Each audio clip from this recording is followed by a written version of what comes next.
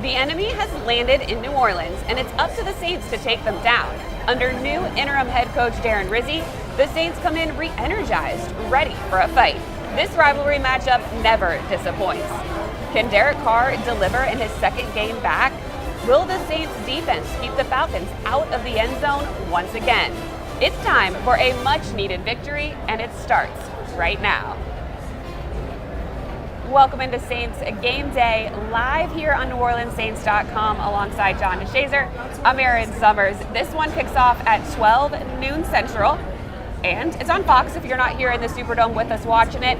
It has been an interesting week as Darren Rizzy was named interim head coach. He came in and made a lot of changes early, from the practice format to locker room layouts. JD, what is the impact going to be on the field? Well, we won't know until we see the product. But there seems to be an energized team. This team needed some kind of change. When you lose 7 consecutive games and they seem to be getting progressively worse, then something has to happen.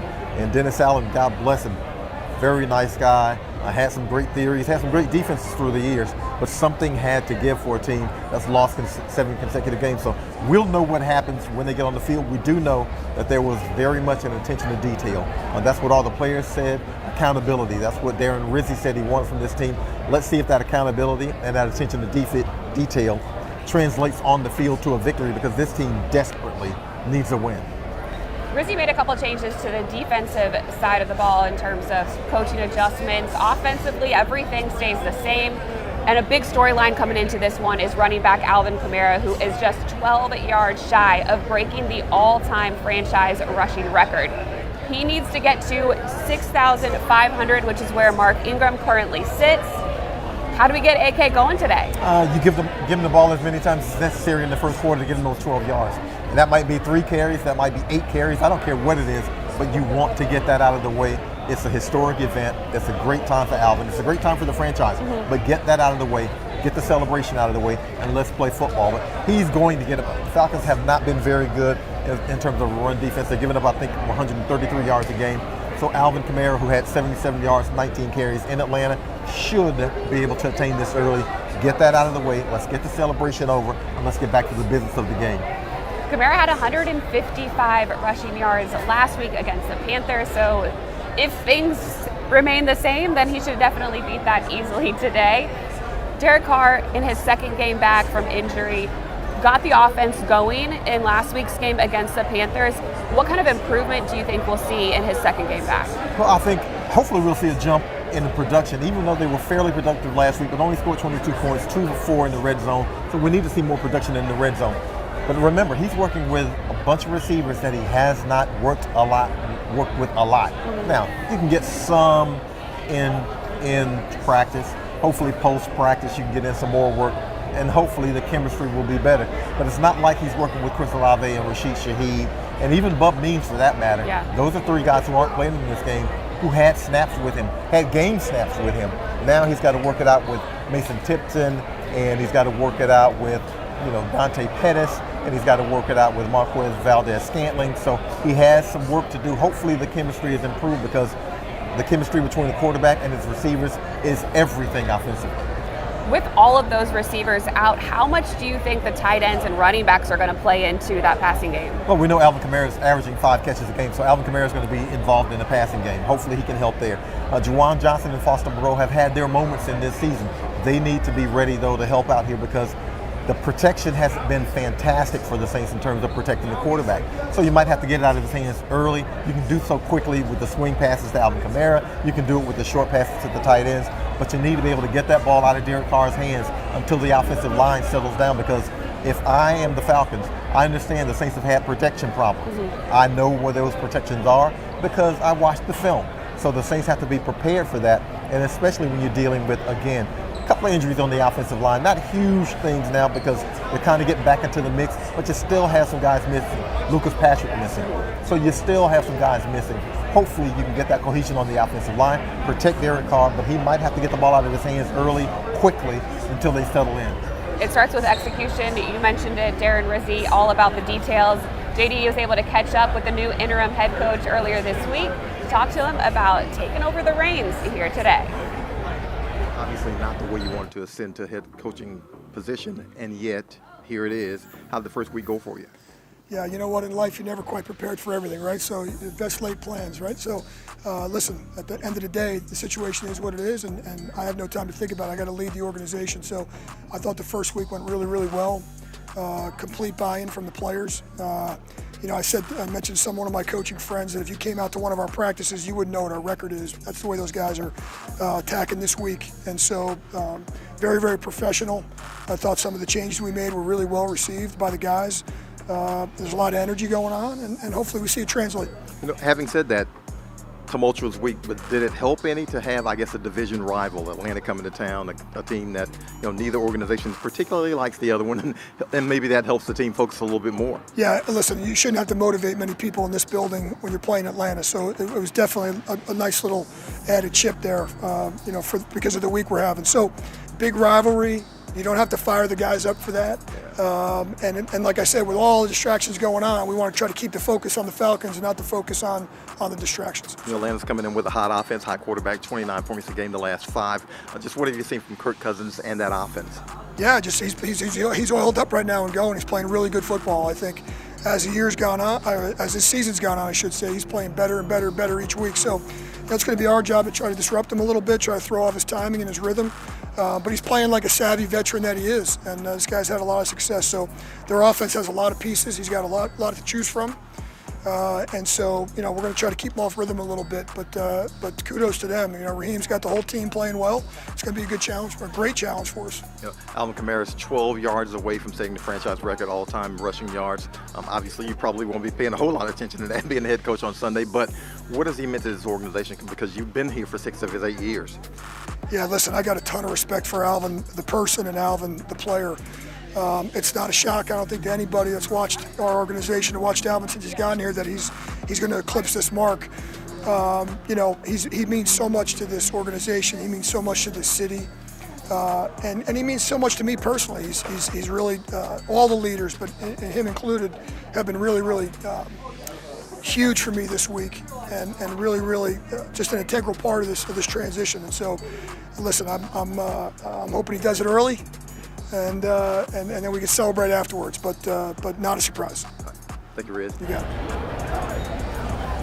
With the coaching changes, it will be defensive coordinator Joe Woods calling the plays heading into this week, the rest of the year.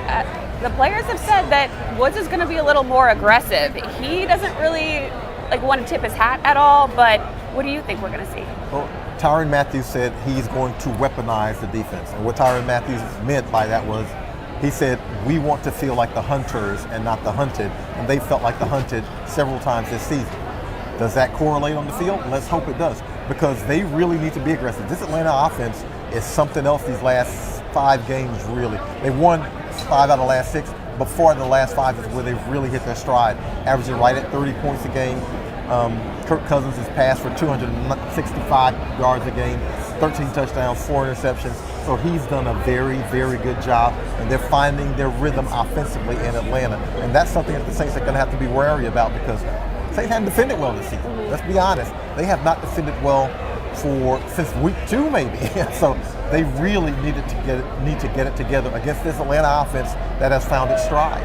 What does the Saints' focus have to be defensively against the Falcons' passing game, especially without wide receiver Drake London playing today? Well, it's always get to the quarterback. If you can get Kirk Cousins on the ground, obviously you can limit his effectiveness. So you got to be able to do that.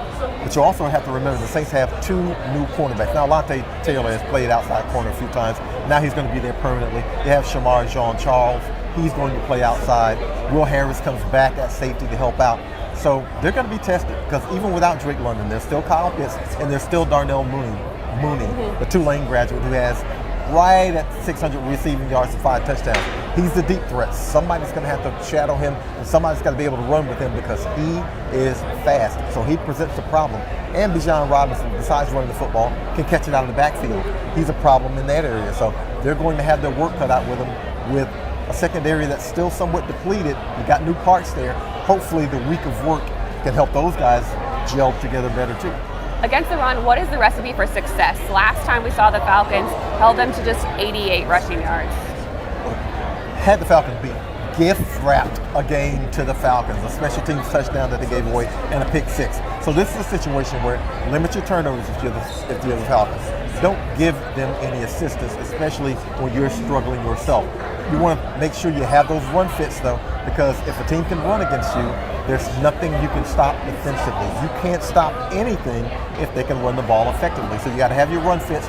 Mario Davis, Pete Werner, Willie Gay Jr., they've got to be on task because the linemen basically are there to occupy the offensive line. The linebackers need to be able to clean up, and you need to be able to get to the edge, and the cornerbacks have to play run support too. Somebody's got to set the edge and make sure you keep Bijan Robinson between the tackles.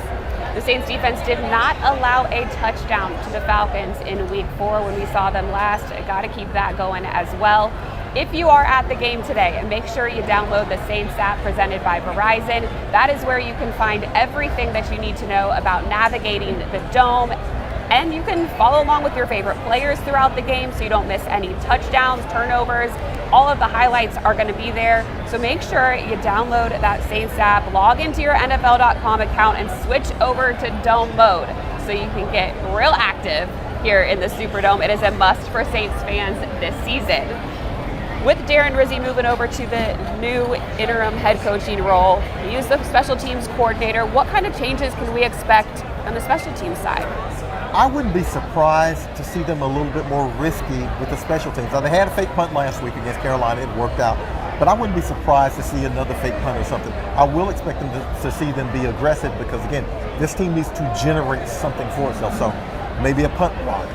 I can see them in the return game because Jermaine Jackson has returned everything that's in his hands. So they've got to be judicious with that. But there's going to be some aggression there because Darren Rizzy is a guy who wants to be aggressive, and he's going to call an aggressive game in special teams also. So hopefully they can generate something, whether it's a change of field, flip the field, whether it's a fake punt, something to get this team jump-started. And it is buzzing inside the dome already. I can hear a second line going. There are tons of fans in here. So we know that people are excited for this one. Let's take a look at the inactives and see who is in and out. We talked about a couple of them with wide receiver Chris Olave going on injured reserve. Cedric Wilson also not playing today, so along with Bub Means, he's also out. That's going to be tough for the receiving core. You mentioned Lucas Patrick, the guard, also out. Those are some of the big names that we won't see in today's game. Yeah, exactly. And I mean, that hurts the team when you don't have either one of your starting receivers. You don't have either one of your starting cornerbacks. Paulson Adebo is already on the injury reserve, and Marshawn Lattimore's traded. So you have to make up for those losses, and there's a reason those guys have the stature that they have. Right now, Paulson Adebo still leads this team in interceptions, and he hadn't played in a couple of weeks. So this team needs to be able to hopefully fill in those specific spots. At receiver, look, at some point, Mason Tipton is going to catch a deep at some point because we saw him do it all in training camp. So at some point, they got to try him deep. You got to stretch the defense. They weren't able to do that last week against Carolina, but you have to be able to stretch that defense, make it expand, and give some room underneath. All right. We have broken it all down, and now it is up to the players on the field and new interim head coach Darren Rizzy. Can the Saints hand the Falcons their first road loss of the season and get back into the win column? We sure hope so, because we are ready for it. It all starts 12 o'clock on Fox if you're not here in the Superdome. You can join us afterwards. We'll be on NewOrleansSaints.com with our post-game show. For John DeShazer, I'm Erin Summers. Thanks for joining us. Enjoy the game, and go Saints.